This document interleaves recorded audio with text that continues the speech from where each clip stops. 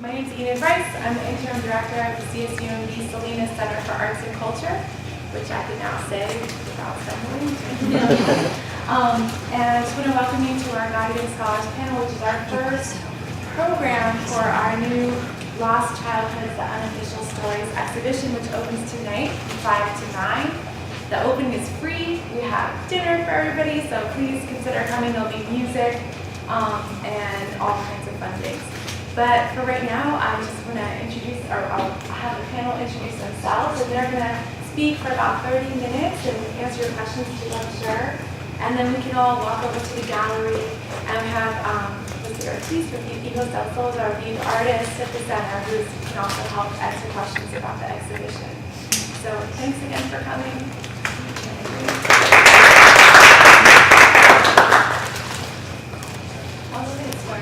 My name is Theresa Dexter. I go to the California State University, Monterey Bay. I'm an older student. I'm a re-entry college student, but I'm really excited to be graduating this semester, and I'm going to be pursuing a master's in social welfare because social work is my future profession, and I'm currently in the collaborative health and human services major. Hello everyone, my name is McColey. I am in my third year at CSUMB Monterey Bay. I'm a business major with a minor in music because my heart belongs with music. I'm involved in the Guardian Scholars program through the media, communications, promotions, and recruitment part of it. And thank you all for coming. Hi, I'm Marshall Galvan Jr. I also am a student at California State University, Monterey Bay. I am in the CHHS major, collaborative health and human services, with an emphasis in social work. My passion comes from my background, obviously, and I'll get into that in a little bit. I'm pursuing what Teresa's going to be getting into, which is the MSW program. That's down the line for me. I also am a part of the Guardian Scholars program, and I do also work with the Guardian Scholars program. I'm a peer mentor slash other stuff. And yeah, I'm excited to be here.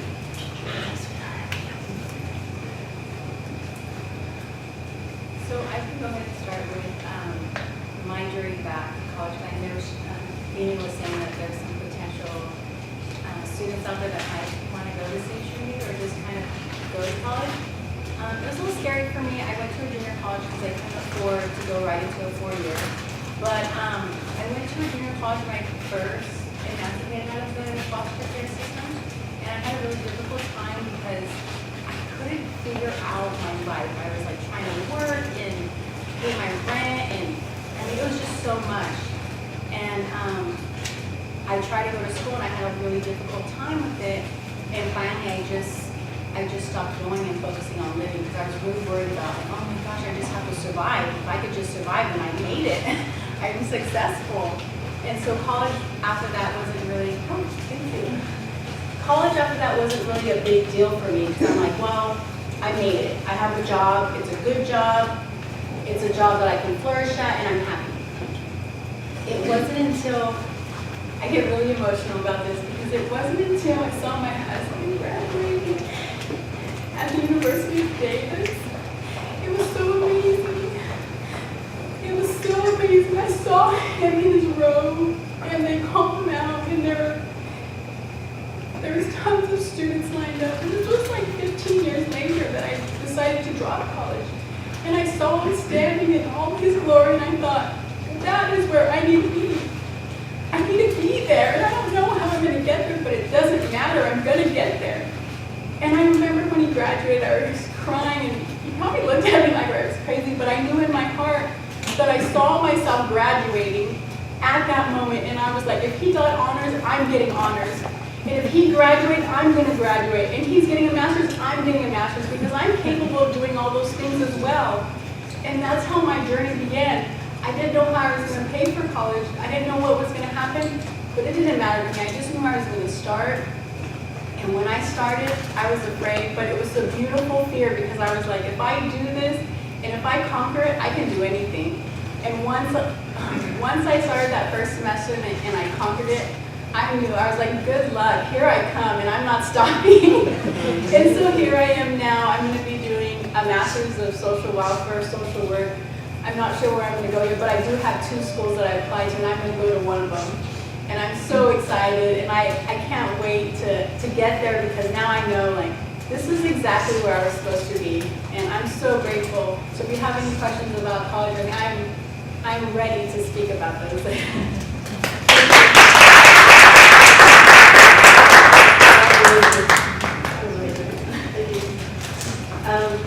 I would like to share that college was not a thought in mind throughout my life. I didn't think about college until junior, senior year of high school. And I had already at that point had developed ways of living on my own because of my circumstances and my lack of family support and financial support. So I had made the decision, I don't want to be stuck in a town where I didn't see myself in. I grew up there, but I didn't see myself pursuing anything in that community. So just with all the stuff that was going on in my life, being in high school, being involved in music, I had to make decisions like where do I want to go with this? And honestly, I'm very grateful for all the influences that were around me. A lot of my other friends wanted to go to college, so I had to make the decision and the choice to look into it. So I filled out every single application, everything about CAPSA. I had almost little to no support or help from the people who were supposed to be supporting me. So I was able to get accepted into all the CSUs I applied to based on my involvement in the high school as well as my academics. But the hardest part going into college was realizing that I'm doing it alone and that I felt by myself. And being an independent person means so much to me, and that gives me so much strength to keep moving forward. But at the same time, what weighs me down was knowing that people like parents, and they're supposed to be there for you, they're supposed to love you conditionally, they're, all that good stuff. That absence had put a hole in my heart, and still does. It still hurts a little, but my motivation is to never be like them. When I have my own kids, when I have my own family, I'm going to treat them like I want to be treated. And that's just so important to me, and that's what keeps me motivated. Not just to have a family, but to be around people that care about me and love me and support me. And so far, I feel that I'm successful in ways that I've been able to get myself involved in Guardian Scholars, because I myself was in foster care and under guardianship with my grandparents for a very long time. And my greatest lesson is to just be myself and keep moving forward.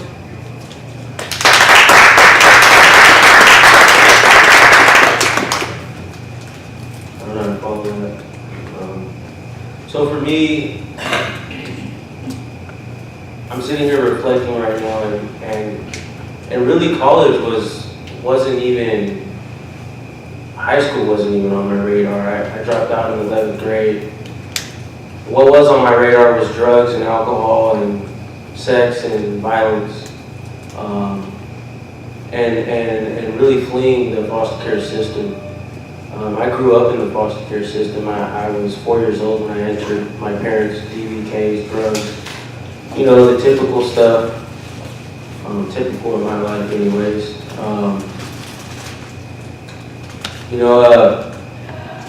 Being put in the back of a cop car and being hauled off, and there I go into the system, So that was my life. I was raised by the foster care system. So by the time I was getting ready to turn 18, I was ready to flee, to go, and I was done. And that's exactly what I did, and I had a rude awakening, So college, what is college, Yeah, so going in and out of jail, things like that. Being reintegrated with my biological family and finding out that they're just like me. They're addicted to drugs and alcohol. They got all these other lustful desires. They're in poverty. They're homeless. They're involved in gangs. That's a part of my story as well. And they're in and out of the judicial system as well. For me, coming back and meeting my family was like, it was everything that I didn't want. So here's a kid that grown up his whole life, wanted his family, wanted to know who they were, trying to understand where they're at. Did they remember me? Did you guys seek me out? To now I know you guys, and I'm like, you're just like me. Would I have been worse?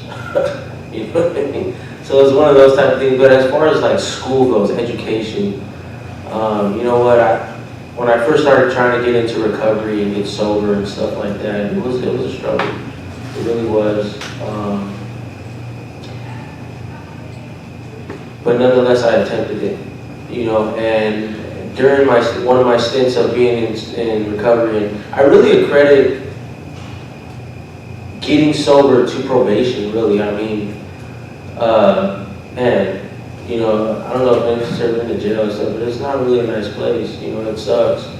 Really, it does. The food's not that bad, though. But it's not as bad as it's advertised. Anyways. But yeah, so being on probation and my POs were just on me. What are you going to do? What are you going to do? You need to do something. And part of probation, they kind of like force you to get a job. They force you to put a roof over your head or whatever. And they do kind of help a little bit with resources in the community. I mean, they're forced to. It's their job. But anyways, having that hanging over my head, I always had 3 years of prison hanging over my head. That's just, since I was 18, 3 years of prison. You're going to prison. You mess up, you're going to prison. Not to mention growing up, I talk about milestones, man. I was supposed to die at 18. That's what I was told my whole life. Then I was supposed to not make it to 21. And then I was supposed to not make it to 25. Those people were putting limitations on my life. And so I've exceeded all of them. I'm 27 years old today. But anyway, so when I was like 21, I believe I got my GED. And I've always been bright, right? Foster kids, we don't get credit for how smart we are. We're fucking smart. You guys like how I blew that out? And so like, I got my GED. And I just took the test and I passed it, flying colors, not a thing. And then, I went on my journey again,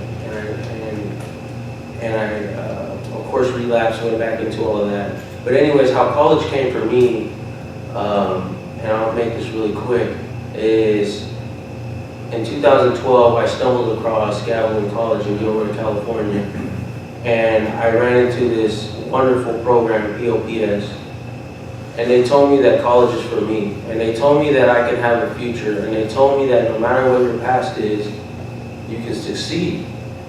And specifically, Marty Garcia was my counselor, and I'll never forget her, because during that, it took me 4 years to get my AA degree. That's not normal. It shouldn't take someone 4 years to get an AA degree. Like, it should, but it took me 4 years. In between that, I went to jail a couple of times. In between that, I was homeless. In between that, I was fighting with my addiction. In between that, all this and all that. But Marty Garcia was always there. Every time I decided to go back, she was right there. You ready? Let's do it. Here's your ed plan. Let's go. Right back on track.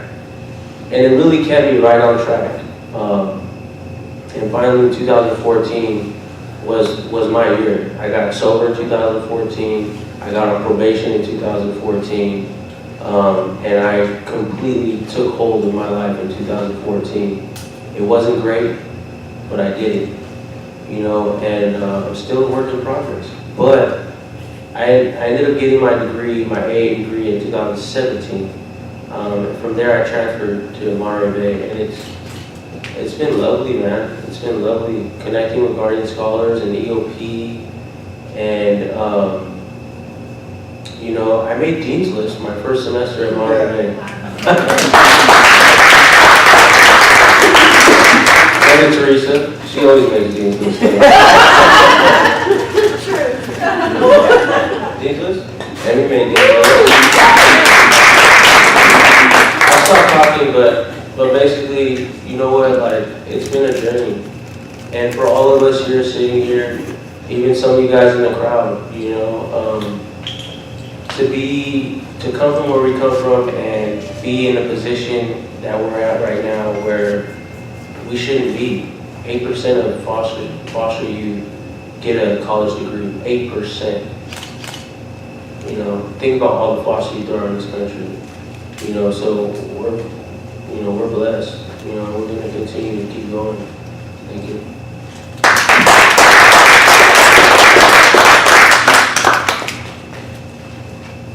For any of the,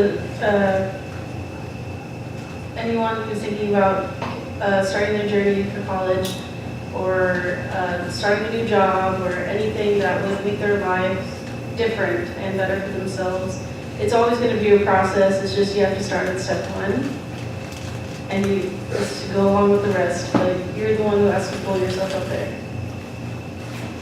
But if there are any questions, I believe we're going to be open for questions right now. Yes. Hi, and thanks for coming out to help us understand better your journey and being vulnerable enough to share, you know, your experience. Appreciate that. I was in foster care. I went into 3 different homes. The state, when I was 10 years old, came in and took the 5 of us kiddos to foster homes, my 2 sisters and my 3 brothers and I. This was back in 1968, before we had the kind of programs that we do now for foster children. And I am a child advocate, and so I continue to try to work with mostly foster children, but any children that, you know, turn out to be what we consider at-risk youth. And so the journey for me, you know, when I was 18, there was no such thing as extended placement or that sort of thing. And I remember, you know, when I got close to being 18, I was still in school because my birthday came late. And I was scared to death because I thought that I was going to be out on the street. There was nothing out there. Even my foster parents weren't, I mean, as much as they tried, I don't think they were prepared to handle the situation for me. So, you know, I went on that track where I got into a lot of trouble. I was acting out. And the thing that I never understood is that, you know, living with alcoholic parents, being exposed to violence, and then going into foster care was very traumatic. And I don't hear a lot of people talk about the trauma. And I think it's important that we do address that because, you know, there's a whole culture of people out there now that are working with trauma. And, you know, for me to be realistic, I have to share that experience because what it does is it helps me heal from it, discharges all that negative emotion. I love school. That was my safe place. You know, I could go to school and feel safe. And so I did really well in school too. But after I got out of foster care and turned 18, I forgot all about that because it was all about survival. And so when it came to when I was ready to go back to school, because I really did want to go to college, you know, all of that smartness, whatever you want to call it, came back to me. But that was how I got my self-esteem, my self-worth. I could compartmentalize all of that fear and that emotional pain over here and put all of the cognitive stuff on the other side and do really well in school, because that's what made me feel good. And what I didn't understand is that I was using my education as a way to distract myself from not dealing with the emotional pain. And there's a book out there, I think it says, The Body Keeps the Score. And sooner or later that caught up to me. I had to begin to deal with the emotional pain. And so I just encourage, all of us alumni from foster care to look at that too, because school is so important, but it's also important to deal with that emotional pain. Because I think it together, it creates a really successful road for healing. Thanks for listening. Thank you. So the museum that we're going to see in a few minutes is called Lost Childhoods. And I think knowing foster youth background, we lose so much. I want to know one thing that you feel like you found in the process of losing so much. Found the what? What did you find in the process of losing so much? If you can name one item or one thing you found in that process, what would it be? Like that we've regained back? Yeah, you regained, you reclaimed. I'd like to say something on that, and one thing that I can personally say is forgiveness. One thing that I've learned is when I forgive my family, I didn't see them, I was in the same situation. I was 18 years old when I was released from the system. I didn't graduate till June, and my birthday was in March, so I was released early. But I knew at that time that the odds were against me. I knew, and I wasn't going to let nothing tell me that I was going to fail, and I didn't want to be homeless. So I saved my $400 and something that I had in my account, and I went to Sacramento after I graduated, and I just knew, I'm going to run into my family, and I'm going to forgive them, because that's gonna help me. And I didn't care what was going on with them. I cared what happened to me, because I'm not going to let them ruin my life and their negative, what they did to me, affecting my whole life, because I refuse to be a victim here. I am not a victim. I am a strong human being, and I will survive. And I showed them that, and I forgave them. And yes, it was bad talking to my mom and telling her, I forgive you for abandoning me. I remember that conversation, and I got slapped, and I told her, I said, you do not have the right to slap me. Right. But I'm telling you, I forgive you. Because I don't know what goes on in your life, and I'm not going to judge you on that. Yes, you are my biological mother, but we're all human beings, and we all make mistakes. And those mistakes cost us. But that cost is not going to be on me. And so I want to say one thing I found through my journey is forgiveness. It's important because it keeps me moving forward.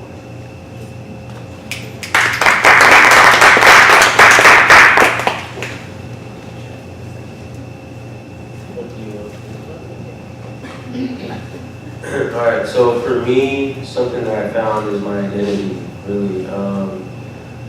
I joke about it a lot, but the reality is I bounce around more than the average foster kid. I went from home to home, to home, to home, to home, to home, to home, to a point where it got to where there was no homes that wanted me anymore, period. The social workers would even tell me that. I can't find you a placement, no one wants you.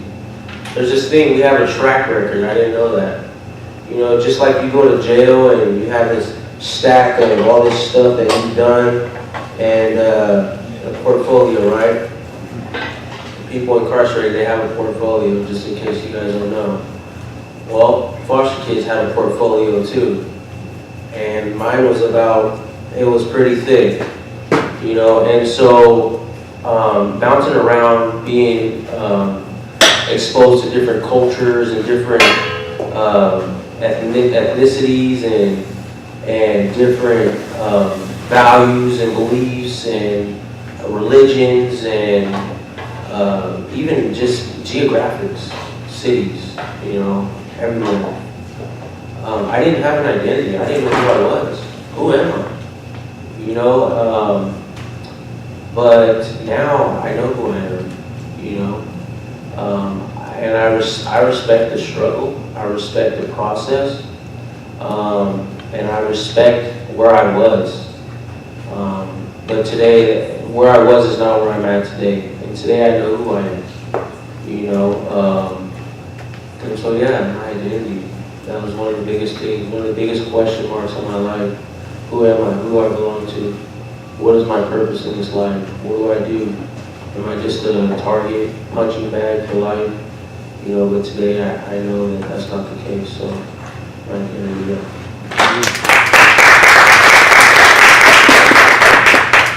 To answer the question, I was pretty much robbed of childhood. I was very much forced to grow up fast. You would think that someone being placed in foster care with their grandparents would be a great idea. They're with their family members, awesome. But that's not always the case. Sometimes family members aren't the best people to take care of kids. Especially, sometimes they just won't be able to handle it. For me, it was my grandma's mental disabilities couldn't handle taking care of children. And it turned out that, she's under the index of child abuse because of the abuse that she put upon myself and my siblings. So having went through that for majority of my childhood, and then being able to go to a different foster care with my best friend's mom happened to be a foster mom, so I was able to live with my best friend. Very fortunate for that. But then my biological mom was able to get clean and get a house, and I was able to connect with my mom and live with her, but she relapsed. So sometimes I don't know, for me, I feel like I just wasn't meant to be with these people at those certain times.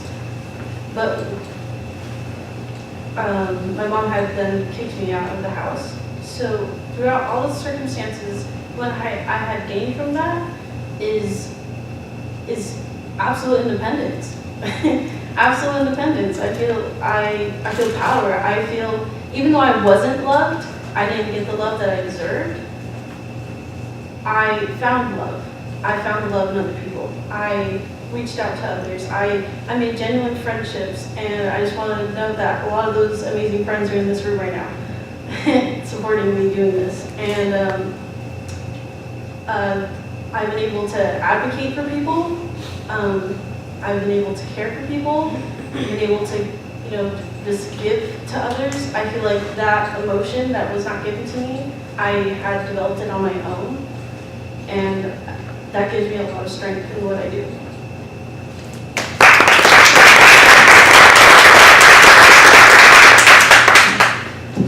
Any other questions? Good.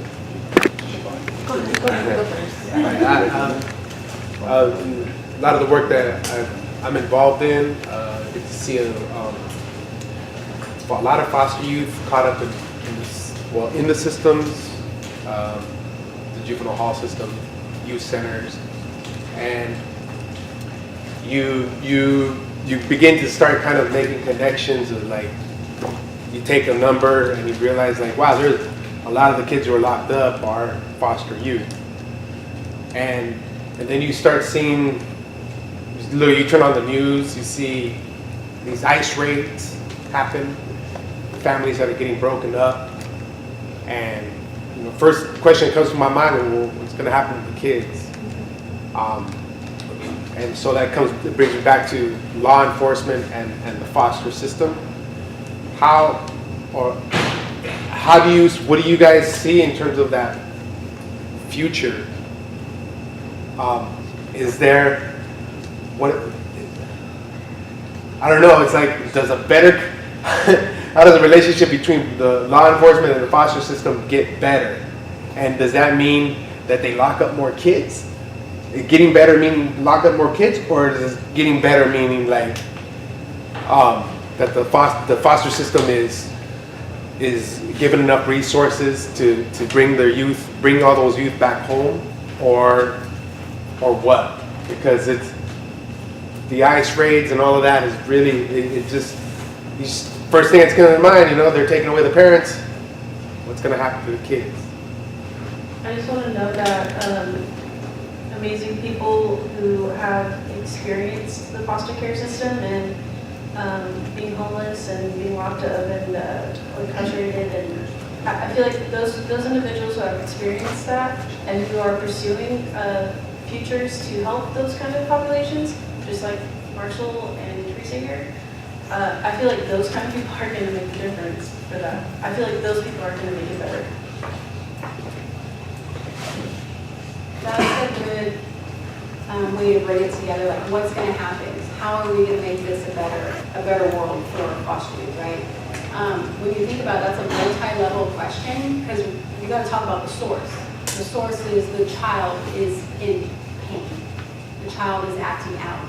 So what we need to look at is how do we support the child from the very foundation and stop looking way up here, like how do we figure like police and yeah, that is going to happen regardless. We need to focus on what we can work on. What can we do to fix it down here at the very source of the beginning? And that's the role that I'm going to be looking into as a social worker. I want to figure out how do I come in and take these wounded children that are hurt because they have issues. We all have issues. Foster youth issues are just on file. So we can go and someone can poke around in their file and read it and find out intimate details about them. How would that feel for you if someone was reading intimate details about you? It's not going to be pretty. You're going to feel violated. So not only violating these youth, they're being abandoned by their own families. So that's another violation. So the key question here is what are we doing to support them when they come into the system? What are we giving them to fill in the gaps of that emptiness, to show them that they are still valuable children that have worth and love and people out there? That's the key right there. So before I can talk about law enforcement and youth being in prison, I want to talk about what can we do at the very bottom here, because that's the key here. If we can get them when they come in and we can support them positively, give them good values, and be positive human beings in their life, stable human beings, then I feel like that's going to have a domino effect in the lives of youth later on. Hopefully that gives you an idea of what field I'm going to be going into and pursuing. Look me up if you're hired.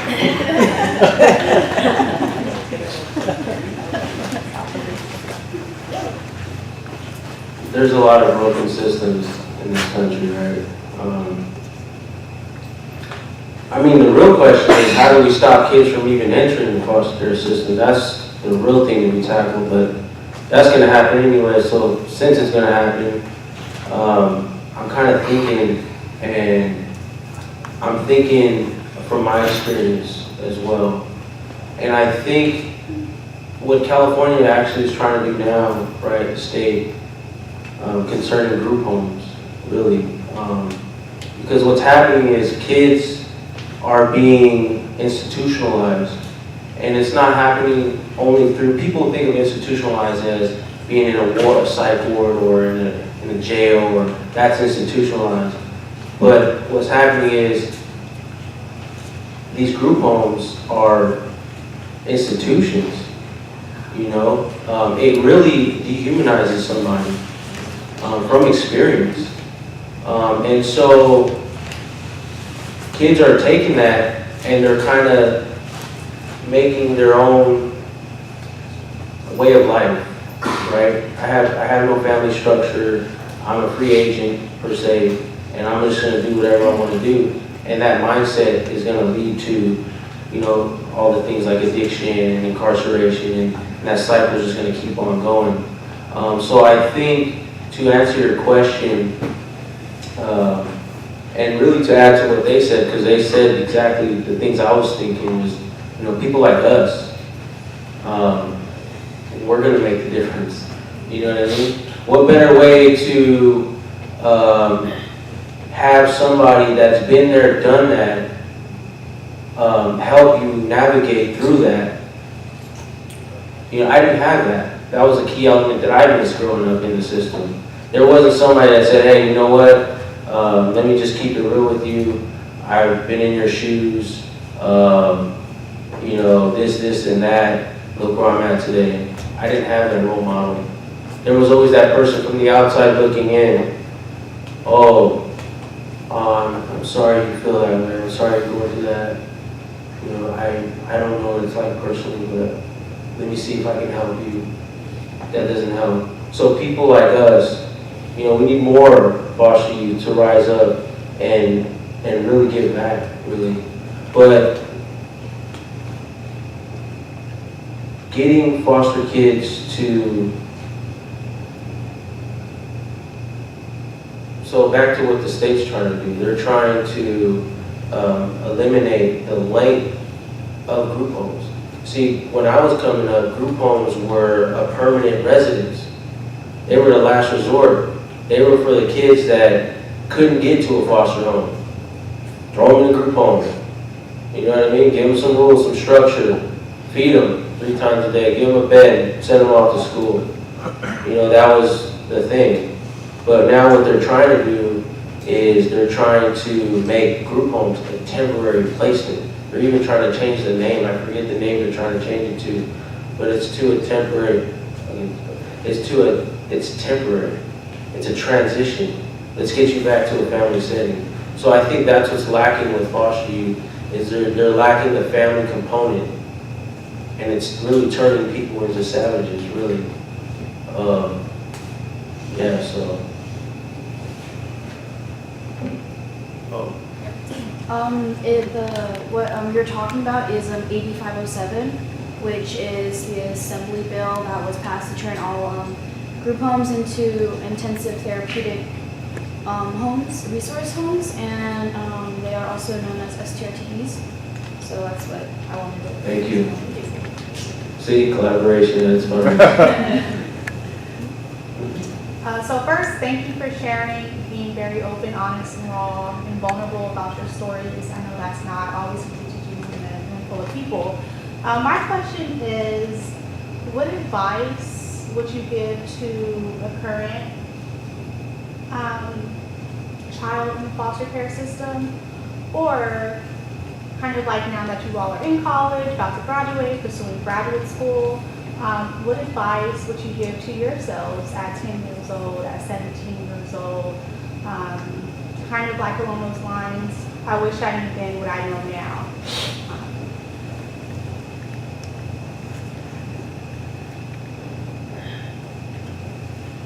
That's a good question.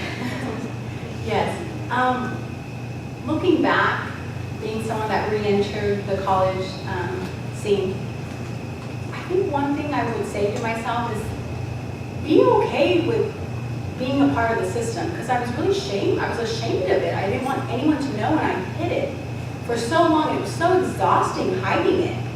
And so I didn't reach out for any resources, and that could potentially be why I didn't do so good my first intensive college, because I didn't have any help. And I was like, I got this. I'll do it on my own. I've been doing it on my own for so long, but really, you don't have to do it on your own. Even now, I reach out for support. I have been supported, and I'm telling you right now, I knock on people's door and they're probably like, what does she want? But the key is that I'm reaching out. You must advocate for yourself. There are so many resources out there. If you need it, come forward. And being a part of the foster care system, it's not the best, and you come out feeling like, gosh, I don't even know, but really, tell people your story, because there's so many of us out there that maybe that opens their eyes and they want to share too. Because we need to have that freedom to just say, yeah, I'm part of that system. Okay, moving on. It really gives you that freedom to just kind of just let it go and say, yes, I'm part of that system, but I'm also going to be the part of that system that reaches out and says, I need help. I need support. I don't have any family members. So that's one thing I would say to myself would be reach out, look at your resources, see who's supporting foster youth, and dive in. Be a part of that, because that's what's going to really support you, especially if you're going to college.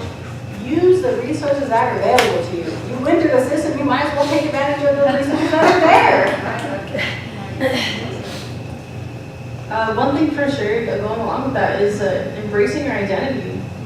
Embracing who you are, the color of your skin, where you came from, whether you're in guardianship or in foster care or adopted or any circumstance that you're in, embracing it and accepting yourself. Because fighting with yourself all the time, that it just wastes so much emotional energy, that you're gonna be focusing on all these negative things that have happened in your life, that you can't move forward. You're forcing yourself to stop. You're putting that block in your life. Push forward. Accept that this has happened to me. What's next? What do I do to just keep going? Because it's all willpower, and you have to really dig deep into yourself and pull it out. And even if one opportunity that you're interested in, if that door says, sorry, no, then you move on to the next door. You keep on using those opportunities to look into more opportunities. You can't stop yourself from moving forward.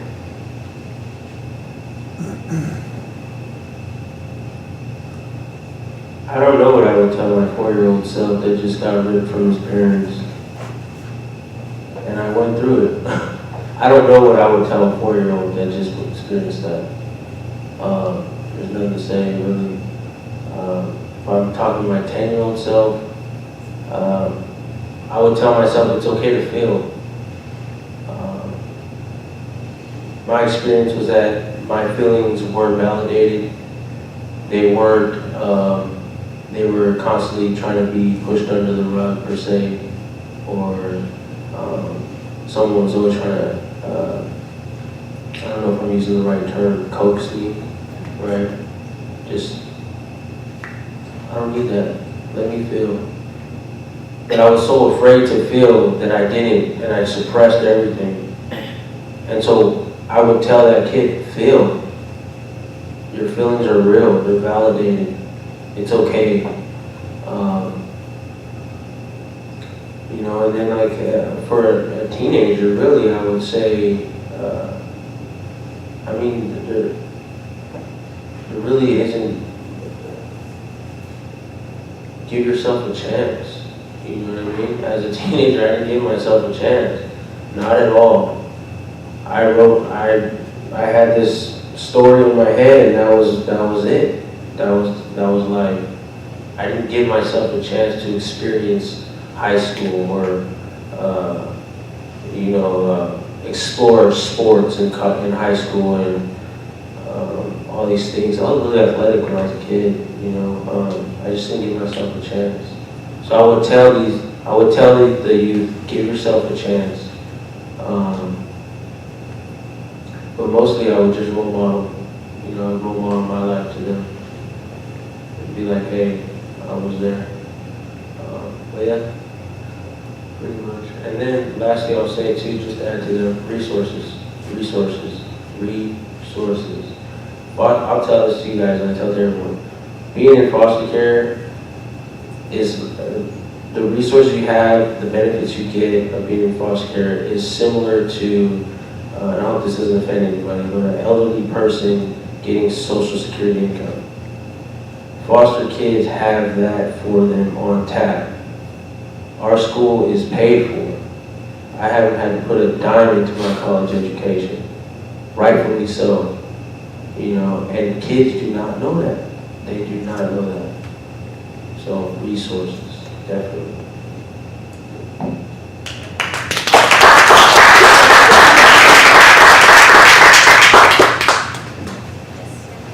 Do you think people have like a predetermined thought of like what a foster youth is already in their minds? Like, have you ever met anyone who is a foster youth and you're like, hey, like, you were homeless because you lived with 10 people in one room? And they're like, no, I wasn't. Like, do you ever experience like having to let someone know like, hey, like, what you were going through was actually this? It does suck when you do tell someone that, and I mean, there's nothing wrong with being ignorant, but you know, when they're ignorant, they assume things.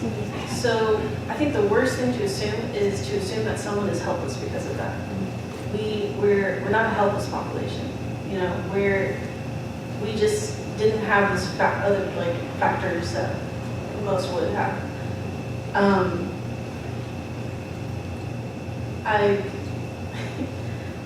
It's funny having those conversations, but at the same time, like, I like using it as a learning opportunity to teach them, like, no, this is what I went through, but other people also go through different experiences. Like, Marshall here went through many homes. I was able to live with my grandparents and my mom and the foster home. Teresa went through her own experiences. So maybe, you know, if that person wants to know more about you in general, like, I want you both or whoever to make that space a safe space, to know that I'm not here to judge you. I'm not here to assume your life. I want to get to know you better because I care about you or whatever the circumstances may be.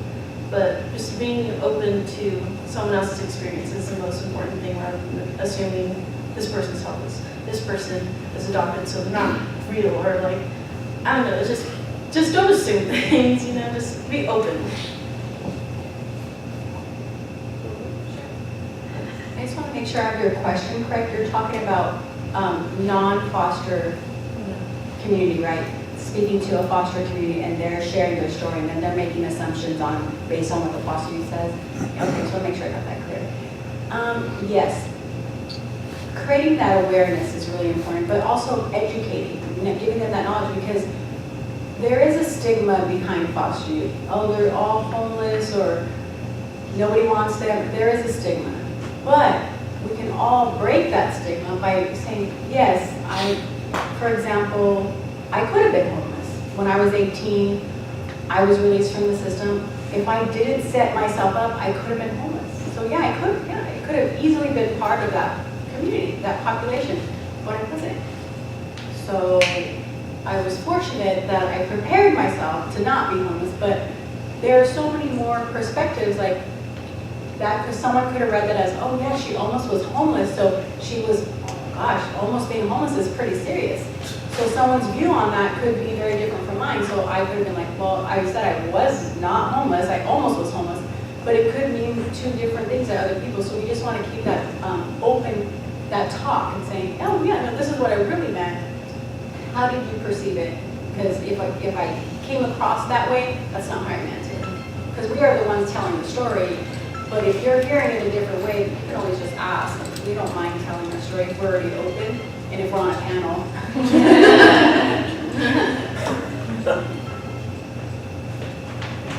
I think that, let's see.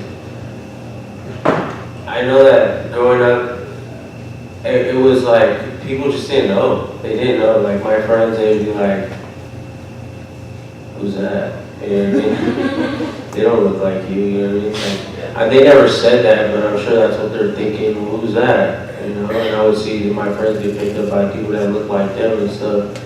And I mean, I know what time it is, but you know, people just didn't know. My friends didn't know. I'm in foster care. What's that? You know what I mean? I don't know. I don't live with my parents, so I don't know what to say. And so, like, there's that gray area where it's like, in terms of like other peers, they don't understand what foster care is. In terms of adults, I think from the outside view, again from experience, I think it's just a lot of sympathy. You know, I feel bad, or I don't need that. You know what I mean? I don't need you to enable me. You know what I'm saying? Like, I just don't need that. And so, again, there's that whole outside perspective. Oh, you don't have your family, poor you. Let me throw all my money at you. And, you know, money's not the end all be all. Yeah, we're struggling. We need money. Hey, if you guys have any money, let me get it. But like, just support me. You know, emotionally, really. Don't sympathize with me. You know, I think that's what the outside kind of view is. We need to, you know what I mean? You don't need to do any of that. Just point me in the right direction, I'll be alright, you know, so, yeah. Alright, well, this is the end of our journey, but we are going to be going into the gallery, so we would really appreciate it if you can all join us. And then you can actually ask us questions there also if you have any questions, or if you want to talk with us one-on-one. And this room will be open for the rest of the day and night if you feel you want to stay and talk more. You're welcome to stay. Thank you so much, guys.